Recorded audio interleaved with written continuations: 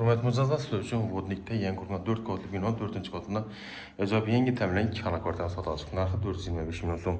Bu xanamız, spanyamız, xanamızda jaluzalarımız, üstün qaz və eyyə avtomatla xullas.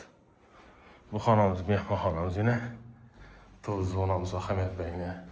Çırayızdan bomba qoyubdular yine. Daraqdan 2 xatar köp adam ərinib bir xatara qoyub, 2 xatar nə? Zoru yaxşı qoyulğan. Böyle yenbeler değil, laminatlı yine plusla giləmlərindən müasəti götürgənəgə. Radiatorlar o boyunam yaxsın o boyunam. Rakayamız yine son döylüyünəz. Gümüş xanamız yine əcəb unitazımız. Duşoy. Aşağıda aşağıda meyveli. Moike qaz plitəmiz. Aynı anda jaluzalarımız. Top konteyner katyola.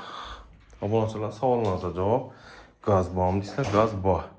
Devliyinəm zor. Xullas 425 milyon son. Lakasya Vodnik Sabır Rahim Mektebi. 88 601 70 70 88 510 30 milyon lakaçık. Sağ olun. Aman.